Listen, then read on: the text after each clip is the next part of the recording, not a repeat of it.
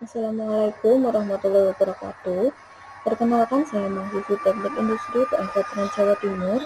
Nama saya Siti Alfiah, MPN 1779.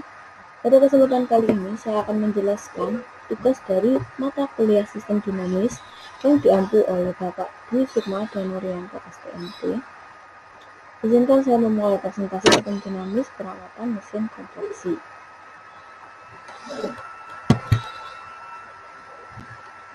Permasalahan dari sistem dinamis yang saya kerjakan adalah pada UMKM yang bergerak di bidang konveksi kemeja dewasa seringkali mengalami henti produksi karena tidak adanya sistem perawatan yang terjadwal. Dalam artian, hanya saat mesin rusak barulah mesin akan diperbaiki. Terdapat beberapa jenis mesin yang digunakan dalam konveksi ini. Di antaranya adalah mesin jahit, mesin obras, mesin pasang kancing besi, mesin lubang kancing, mesin setrika uap, mesin makeup, mesin kancing, dan lain sebagainya. Kerusakan yang sering terjadi dapat cepat bisa ditangani adalah putusnya jarum, meregangnya fan valve, minyak mesin yang keluar secara berlebihan, spool pecah, dan lain-lain, di mana kerusakan seperti itu biasanya ditangani sendiri oleh penjahit yang bertanggung jawab atas mesinnya. Menurut hasil wawancara, terdapat juga beberapa kali kerusakan dinamo dan kerusakan berat lainnya, di mana pemilik konveksi harus memanggil pihak ketiga atau servis untuk membantu memperbaiki mesin. Biasanya jika memanggil servis ini, maka waktu perbaikan cenderung lama, dan beberapa kali dalam setahun terjadi perbaikan mesin yang memakan waktu 3 hingga 7 hari kerja karena spare part mesin yang kadang tidak dijual di toko sekitar konveksi, maupun pemilik harus melakukan pembuatan dan modifikasi spare part jika spare part yang rusak memiliki harga yang tinggi. Berikut akan saya tampilkan model sistem menggunakan bantuan software Stella. Ini merupakan tampilan dari Stovlog model dari perawatan mesin yang saya buat. Dapat dilihat bahwa variabel terikat adalah perawatan mesin. Sedangkan untuk variabel bebas yang menjadi flow dari sistem ini adalah waktu perbaikan, lalu ada mesin rusak, ada biaya perawatan, dan ada efisiensi mesin. Sistem utama dipengaruhi oleh banyak variabel bebas seperti flow in, waktu perbaikan dipengaruhi oleh cadangan spare part, waktu setup mesin, load time service, dan kemampuan tenaga kerja. Lalu untuk flow in mesin rusak dipengaruhi oleh waktu breakdown, faktor internal yang merupakan umur mesin dan kualitas spare part, lalu ada rata-rata interval waktu kerusakan mesin, dan human error sebagai faktor eksternal dari variabel yang mempengaruhi mesin rusak. Untuk flow out dari sistem perawatan mesin yaitu biaya perawatan yang dipengaruhi oleh laju kenaikan biaya perawatan. Flow in terakhir untuk sistem perawatan mesin yaitu efisiensi mesin, di mana efisiensi mesin ini dipengaruhi oleh subsistem sektor 1 yaitu subsistem dengan stok produk lolos QC, di mana produk lolos QC ini memiliki flow in, work to do atau pekerjaan-pekerjaan yang harus dilakukan seperti target-target pekerjaan yang diberikan kepada pegawai atau penjahit, dan juga untuk pekerjaan-pekerjaan yang harus dikembalikan karena tidak lolos QC.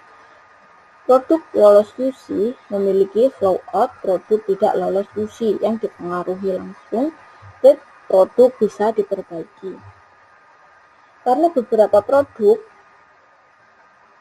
yang tidak lolos QC tidak selamanya harus dibuang. Misalnya, pada suatu produk yang memiliki kecacatan karena kancingnya patah atau tidak lurus, maka kancingnya bisa dibuang atau dibuang kancingnya dan bisa dipasang kembali. Subsistem kedua yaitu subsistem kemampuan tenaga kerja, di mana subsistem kemampuan tenaga kerja ini memiliki action connection langsung menuju flow waktu perbaikan.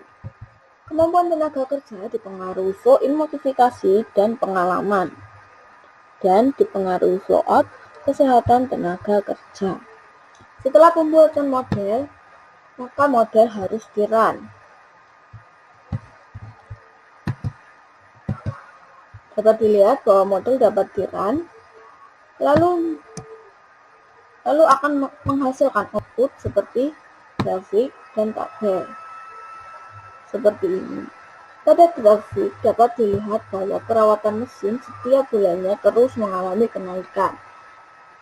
Hal ini dikarenakan karena mesin yang terus dipakai, maka probabilitas untuk menjadi aus spare part-nya menjadi semakin tinggi. Setelah model dapat di-run dan menghasilkan output, maka model perlu diverifikasi apakah model ini bisa mempresentasikan dari sistem nyata. Untuk melakukan validasi model skala, maka dibutuhkan bantuan software lain, yaitu adalah software Minitab. Hal ini dilakukan dengan cara membandingkan hasil output sistem software dengan hasil sistem aktual.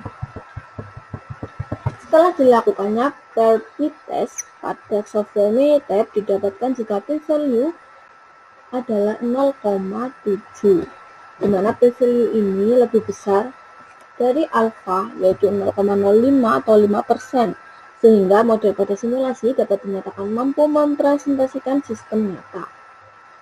Selanjutnya, saya akan menjelaskan kebijakan-kebijakan yang mungkin dapat dilakukan oleh pihak UMKM konveksi sehingga mampu menurunkan grafik yang terus naik tadi.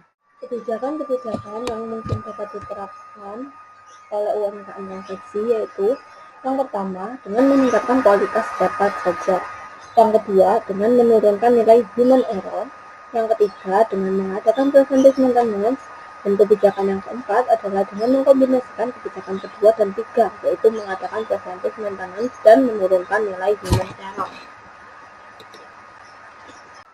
Untuk memperlihatkan bagaimana pengaruh dari kebijakan yang akan diterapkan, maka untuk mempermudahnya, maka akan menggunakan user interface. Kebijakan yang pertama yaitu dengan meningkatkan kualitas spare part saja.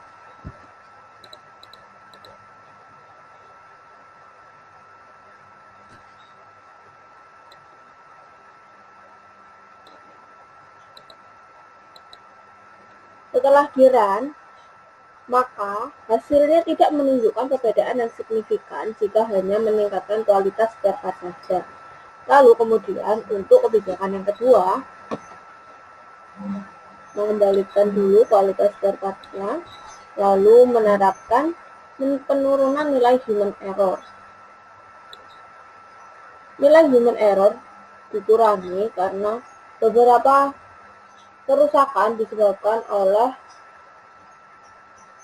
penjahitnya sendiri yang kurang memperhatikan mesin tersebut, seperti untuk menjahit ketebalan kain yang berbeda, maka tidak diganti jarumnya sehingga jarumnya bisa patah saat menjahit ketebalan yang berbeda.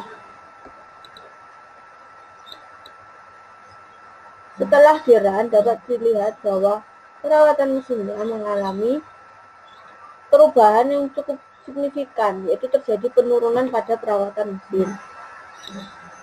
Nilai awalnya dapat dilihat seperti ini.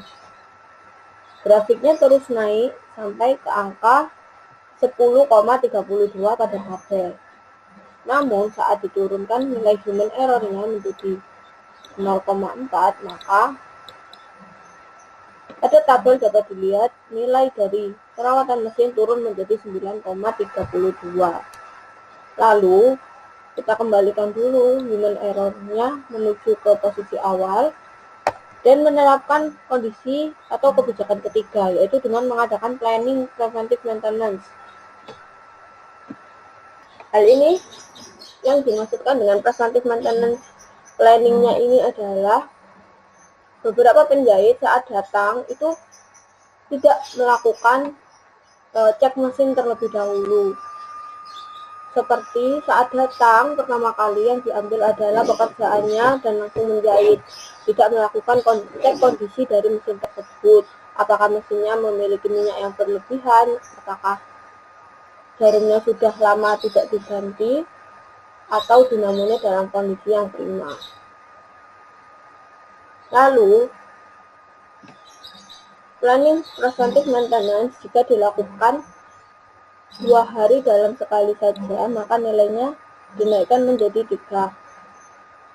Setelah di-run, dapat dilihat dari grafiknya terjadi penurunan yang cukup signifikan, yaitu pada kondisi awal, pada bulan ke-12 perawatan mesinnya bernilai 10, sedangkan saat dilakukannya planning preventive maintenance sebanyak 3 kali dalam 1 minggu atau 2 hari sekali itu berkurang sebesar 7,47 perawatan mesin atau sebanyak 8 kali perawatan mesin. Lalu untuk kondisi keempat atau kebijakan keempat, dikembalikan dulu ke kebijakan awal. Lalu kebijakan keempat yaitu adalah dengan mengkombinasikan kebijakan ketiga dan kebijakan kedua, yaitu mengadakan planning preventive maintenance dan menurunkan nilai human error.